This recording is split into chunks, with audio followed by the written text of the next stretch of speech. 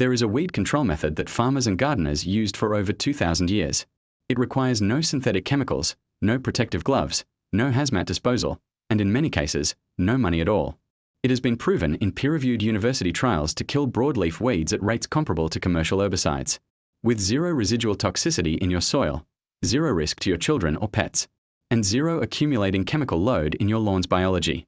Yet right now, the $30 billion herbicide industry sells you a plastic bottle of chemistry that persists in your soil for weeks, disrupts the microbial ecosystem your grass depends on to survive, and in many cases leaves your lawn in worse condition than the weeds it was supposed to kill. So what is this method? How does it actually work? And more importantly, why has nobody told you about it? Let's find out. The crisis hidden in plain sight.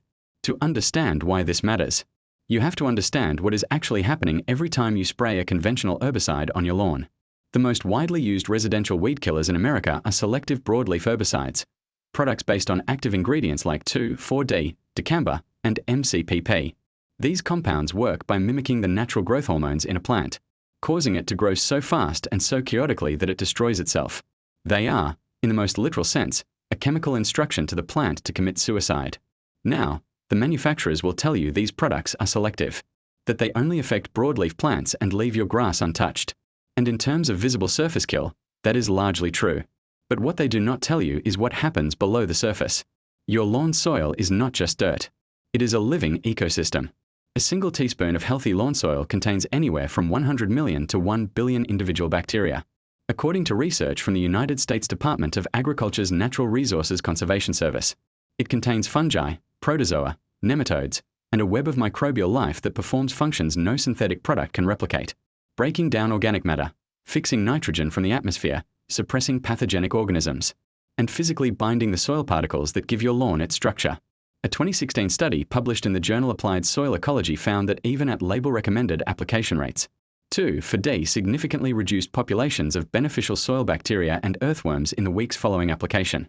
A 2020 review in Science of the Total Environment found that dicamba and its metabolites persist in soil for up to 3 weeks after application, during which time they continue to affect non-target soil biology.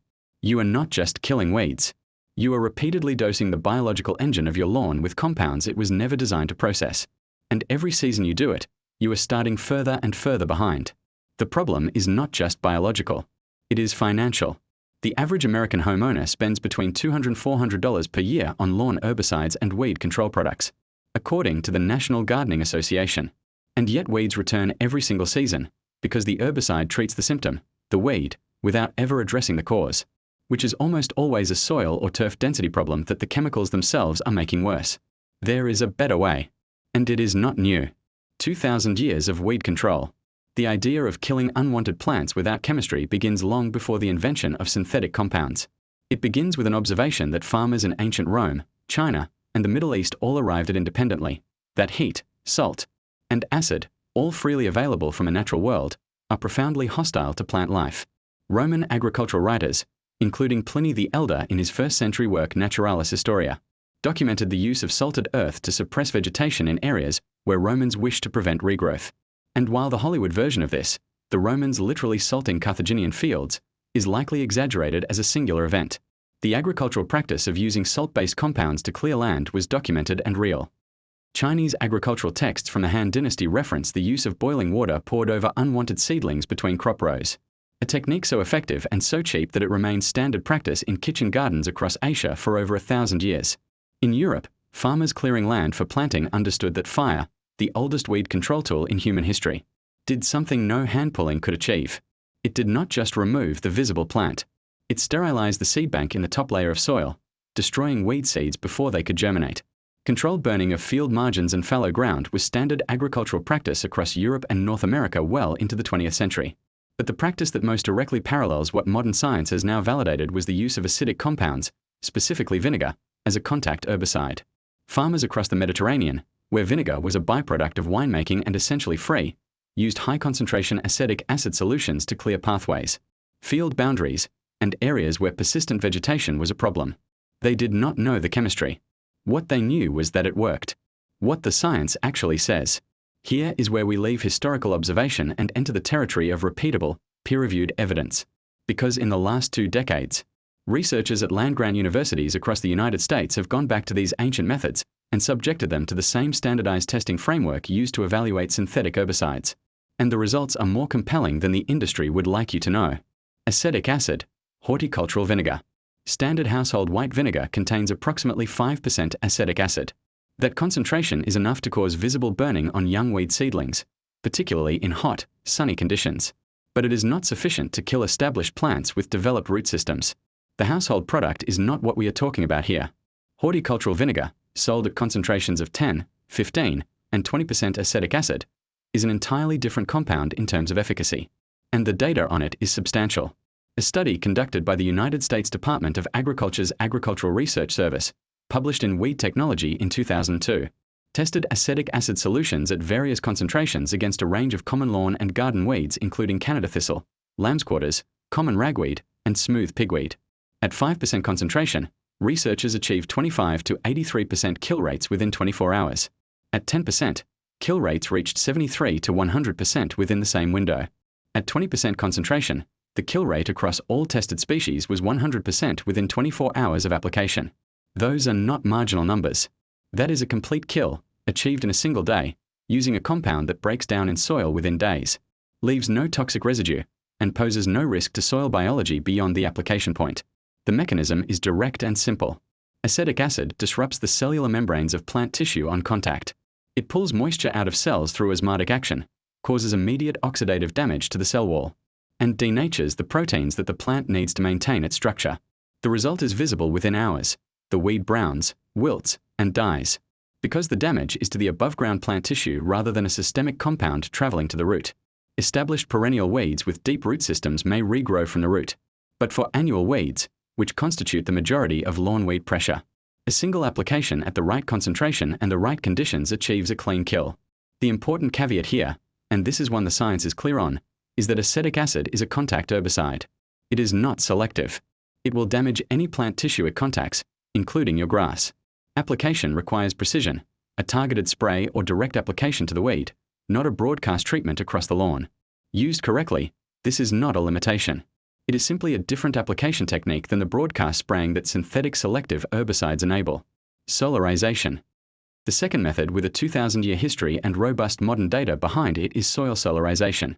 The use of clear plastic sheeting to trap solar energy and heat the top layer of soil to temperatures that kill weed seeds, roots, and soil-borne pathogens simultaneously. The technique was first described in scientific literature in 1976 by Israeli researchers Kaiten, Greenberger, Alon, and Grinstein, who documented its effectiveness in suppressing soil-borne diseases and weed seeds in agricultural fields in Israel. Subsequent research expanded across the world, and the USDA now maintains formal documentation on solarization as an approved integrated pest management technique. The physics are straightforward. Clear polyethylene plastic laid directly on moist soil creates a greenhouse effect in the top 2 to 4 inches of the soil profile. On a sunny day with an ambient temperature above 80 degrees Fahrenheit, the soil surface beneath the plastic can reach 140 degrees Fahrenheit or above. At 130 degrees, most weed seeds lose viability within 30 minutes. At 140 degrees, the majority of soil-borne fungal pathogens are destroyed as well. A 1991 study in the journal Hort Science found that 6 weeks of solarization in California reduced weed emergence in treated plots by more than 90% compared to untreated control areas.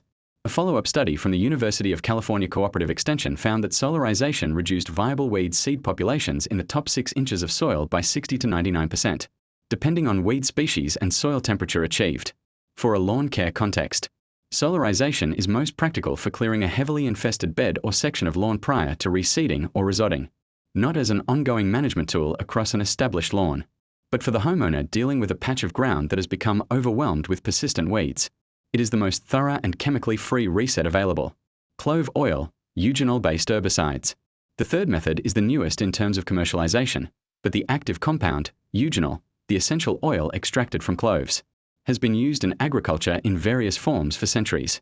Clove-based herbicide products are now registered with the EPA as minimum risk pesticides under the Federal Insecticide, Fungicide, and Rodenticide Act, meaning they are classified as posing sufficiently low risk that they are exempt from standard pesticide registration requirements. A 2004 study published in Weed Technology by researchers at Cornell University tested eugenol-based formulations against 10 common weed species. At 2.5% eugenol concentration, Researchers achieved greater than 90% visual kill on 7 of the 10 species within 3 days of application. At 5% concentration, kill rates exceeded 90% across all 10 tested species. The mechanism, like acetic acid, is contact-based cellular disruption. Eugenol penetrates and dissolves the waxy cuticle layer on plant leaves, causing rapid desiccation and cellular collapse. And like horticultural vinegar, it is non-selective. Precision application matters. Why the industry doesn't want you using these? If these methods achieve kill rates comparable to commercial herbicides, cost a fraction of the price, and carry none of the soil toxicity concerns, the obvious question is why they are not the standard recommendation you receive from every lawn care professional and every garden centre employee in the country. The answer is not complicated. It is economic. The global herbicide market was valued at approximately $31 billion in 2023, according to Grandview Research. The residential lawn care chemical segment alone accounts for billions of dollars in annual consumer spending in the United States.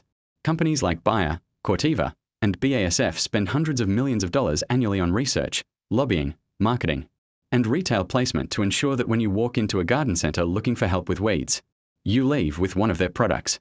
A bottle of 20% horticultural vinegar costs between $10 and $20 at an agricultural supply store and covers a substantial area. A commercial eugenol-based spray product costs a similar amount. Solarization requires a roll of clear plastic sheeting, available for under $15, and time. None of these products generate the recurring purchase cycle that proprietary branded herbicides do. And there is a regulatory dimension as well. The EPA's pesticide registration process, established under FIFRA, is designed primarily to evaluate and certify manufactured chemical compounds. Minimum risk pesticides like eugenol-based products are exempt from full registration, but that same exemption means they receive none of the marketing support, retailer incentive programs, or professional applicator training that accompanies a registered product. They exist in a regulatory category that is simultaneously safer to use and less commercially visible.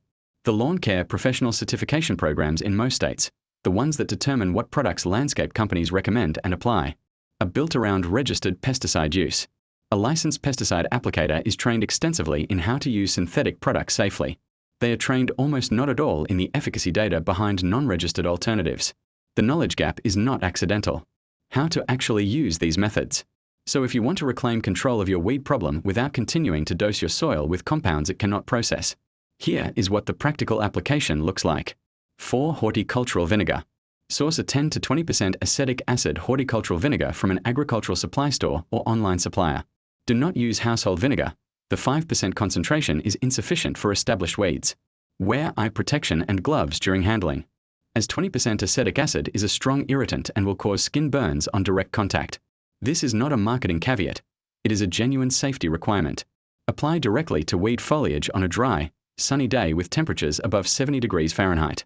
Heat and sunlight dramatically accelerate the desiccation effect. Use a pump sprayer with a focused nozzle and apply to thoroughly coat weed leaves without saturating surrounding grass. Within 4 to 6 hours you will see browning.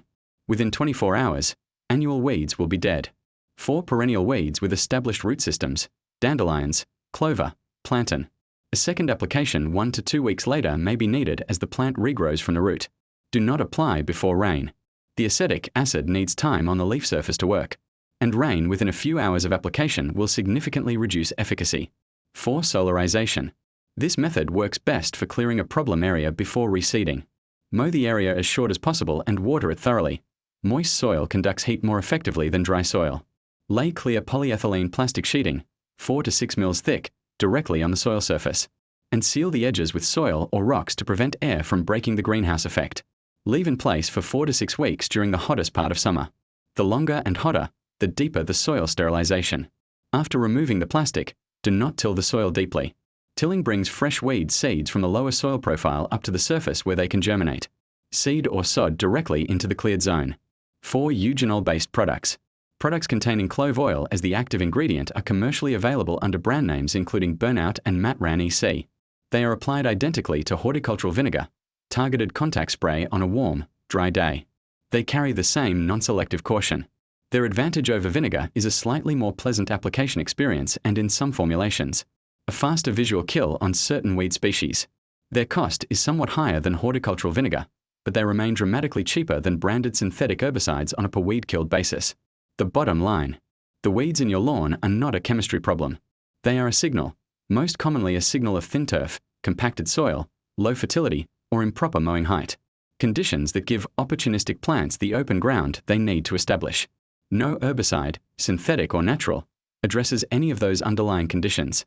What these methods give you is a way to manage the visible weed population without making the soil problem worse. Acetic acid kills the weed and then dissipates. It does not disrupt the microbial ecosystem that your grass needs to build density and crowd out future weeds. It does not add chemical load to the soil profile. It does not require you to keep children and pets off the lawn for 48 hours after application. 2,000 years of agricultural practice and 2 decades of peer-reviewed university research agree on the same conclusion. The chemistry you need to control weeds was never patented, never trademarked, and never required a $30 billion industry to produce.